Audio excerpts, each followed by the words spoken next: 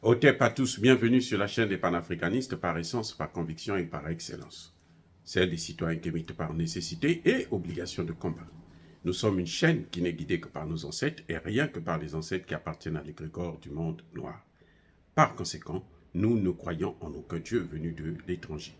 Toutefois, cette vidéo n'est aucunement destinée à inciter à la haine ou à la violence, car nous menons un combat qui est d'abord et avant tout spirituel, intellectuel et démocratique. Ensuite, il est politique, géopolitique et géostratégique. Contre l'impérialisme, le colonialisme, le néocolonialisme et l'endocolona, qui sont tous qualifiés de crimes contre l'humanité. Nous menons ce combat sur la base du principe fondamental que nous avons hérité de nos ancêtres kémites, qui est celui de la Mahat, c'est-à-dire solidarité, vérité et justice. Vous êtes donc en droit de connaître la vérité et nous avons l'obligation de vous dire la vérité, rien que la vérité, afin que justice soit rendue au continent africain. Et ça, c'est notre modeste contribution dans cette noble lutte en faveur de la souveraineté, la dignité, la solidarité et l'unité africaine. C'est exactement ça que nous appelons le panafricanisme. Bien-aimés frères et sœurs, nous allons parler des accords d'Alger. C'est quoi les accords d'Alger? Les accords, on dit bien accords de paix d'Alger. Parce qu'il y a plusieurs accords. Il peut y avoir des accords de vente de nourriture, des accords de céréales, des accords de centrales nucléaires, des accords de... plusieurs accords. Mais là, nous parlons des accords de paix d'Alger. Alger, c'est parce que ça avait été signé à Alger. Il y a eu plusieurs pays de la sous-région, notamment les pays de la CEDEAO, Mali, Burkina Faso, Algérie. Il y avait même la France, qui ne fait pas partie du Sahel, qui ne fait pas partie de la CEDEAO, de l'Afrique. La France était là. Il n'y avait pas les États-Unis, il y avait la France. Les accords d'Alger, ce sont des accords de paix, en fait, qui n'ont jamais existé, qui sont morts à la signature même. Oui. Parce qu'un accord de paix, c'est un accord qui vous apporte la paix. Attendez, je reviens. Accord de paix, c'est un accord qui vous apporte la paix. C'est-à-dire, vous vous entendez sur des modalités pour que vous puissiez avoir la paix. Mais ces accords de paix-là, ce n'était pas des accords pour balkaniser le Mali. Vous êtes d'accord, moi, sur ce point? Donc, il fallait apporter la paix sans balkaniser le Mali, sans diviser le Mali. Le Mali reste un et indivisible. Mais il faut qu'il y ait la paix. Donc, il prévoyait que, qu'il y ait une armée, une force, qu'ils avaient la force d'armée reconstituée, la force reconstituée de l'armée malienne, qui devait apporter la paix sur l'ensemble du territoire. Pas seulement à Kidal, pas seulement au nord du Mali, mais sur l'ensemble du territoire.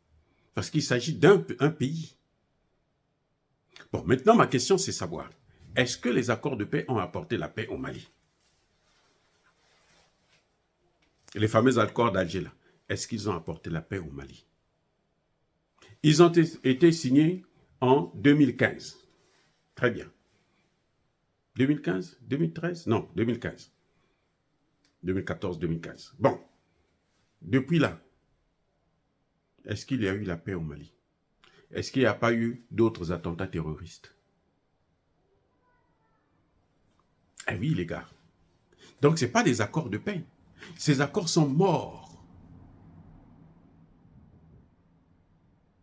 Ouais, ils sont morts plutôt. Non, ils sont morts. Ces accords sont morts à la signature même.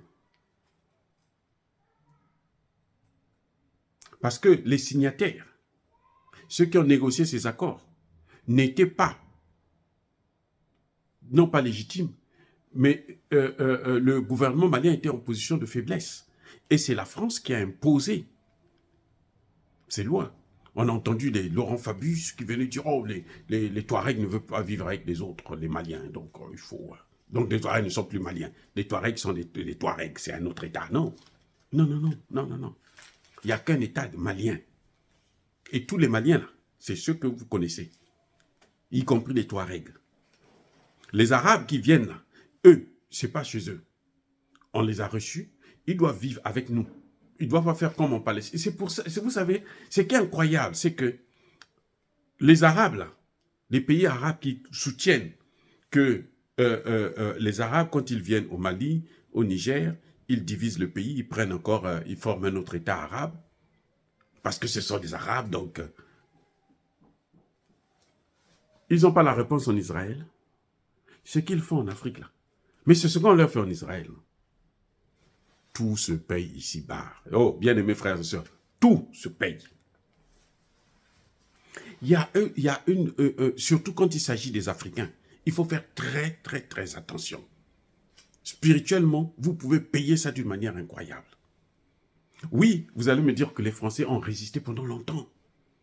Mais regardez comment ils sont en train de la déchéance. La chute, c'est une chute libre.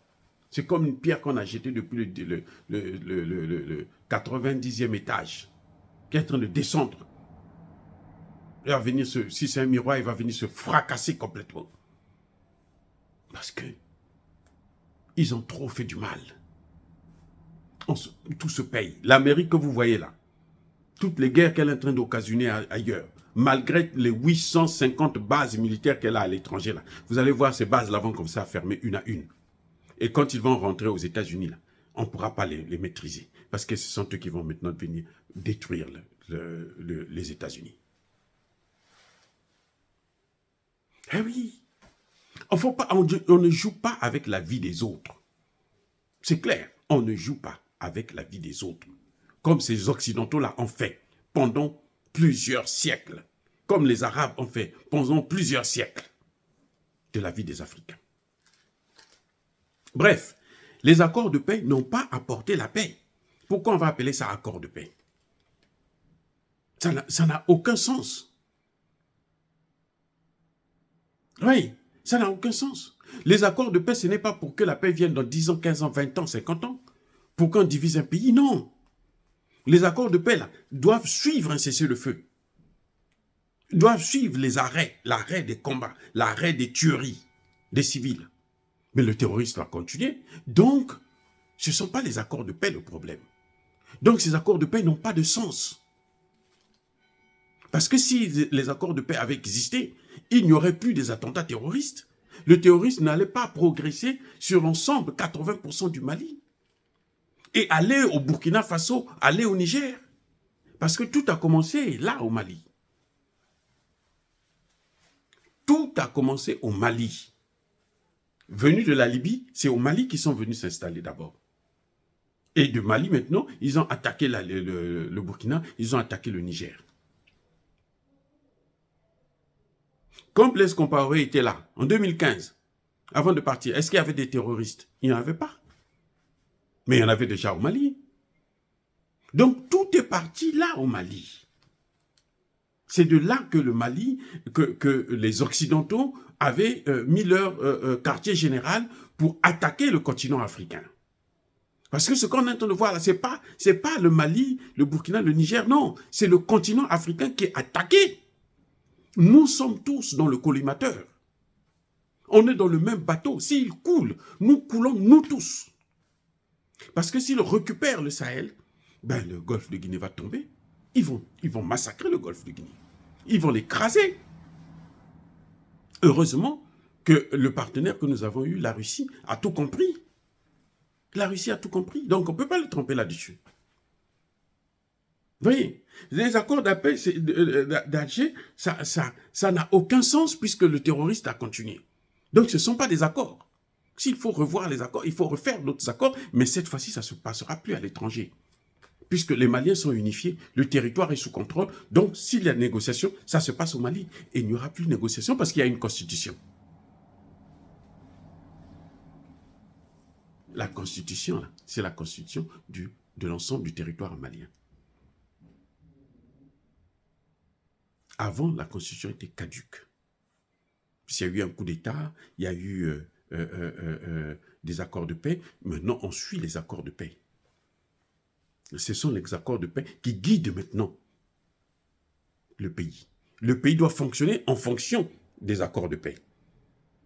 Mais comme ça a échoué, on nous a dit, il faut mettre une constitution, on a mis une constitution, une nouvelle constitution, de nouvelles institutions. Maintenant, ce sont ces institutions-là qui prennent la place des accords de paix.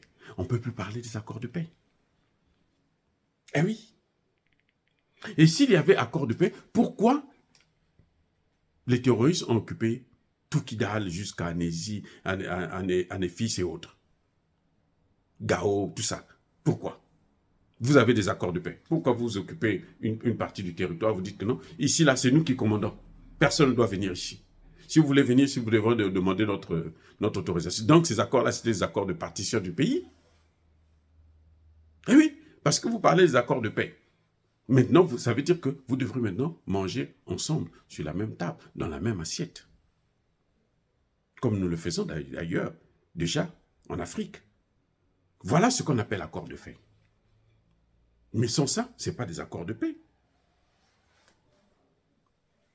Mais pourquoi Emmanuel Macron, écoutez Emmanuel Macron qui venait de dire, enfin, par la voix de ces sbires, ces cocoricots là, ils disent le Mali va être coupé en deux. Voilà l'objectif. Le Mali va être coupé en deux. Ça, c'est l'objectif des accords de paix. Le Mali va être coupé en deux. Mais il s'est trompé. C'est sa tête qui va être coupée en deux. Eh oui. C'est la France qui va être coupée en deux. Parce que je vous dis, la France va être divisée là. Non. Vous croyez que les Corses là, ils vont continuer à rester là? Vous croyez que la Calédonie va continuer à rester là? Vous croyez que les territoires d'outre-mer vont continuer, la Martinique, la Guadeloupe et autres, vont continuer à appartenir à la France? Non. Non. Non. Quand nous, on va finir ce combat-là, déjà, ça commence à bouillonner là-bas. Vous voyez la misère qu'il y a dans les îles de la Mayotte? Hein? Vous voyez ce qu'il y a en Mayotte, là? Qui d'ailleurs ne leur appartient pas, c'est le territoire comorien. Mais en Mayotte, là, vaut mieux vivre en Afrique que de vivre en Mayotte, ou en Guadeloupe, ou en Martinique. Ils ne sont pas mieux que nous. Ils ne sont pas mieux que nous. Donc, ils savent qu'ils devraient se libérer. Donc, ce que dit Emmanuel Macron, le Mali va se couper en deux, mais c'est la France qui va se couper en mini-morceaux. Je dis bien en mini-morceaux. Parce que la France est accaparée des territoires qui ne lui appartiennent pas. Juste pour se vanter que non, moi j'ai le plus grand espace maritime au monde. On s'en fout, c'est pas pour toi. C'est la colonisation qui a fait ça. Mais cette colonisation va s'arrêter. Bref, tous ceux qui comptaient sur les accords de paix, ils peuvent aller chercher la paix ailleurs. Parce que ce qu'il y a au Mali là, c'est fini. Dire cela, c'est inciter à la haine ou à la violence. Non, il y a la colère, il y a l'inverse. Encore une fois de plus, bien aimés frères et sœurs, soyez bénis, je persiste et je signe. Soyez abondamment bénis par le Dieu des Kémites et par nos ancêtres angélistes. Mais que tous ceux qui persécutent le continent africain le pillent et le déstabilisent, qu'ils soient noirs, blancs, chinois, arabes, indiens ou qui qu'ils soient punis, maudits, foudroyés, neutralisés, écrasés, effacés par ce Dieu des Kémites et par nos ancêtres angélisés. Vive l'Afrique éternelle, j'ai dit et j'assume.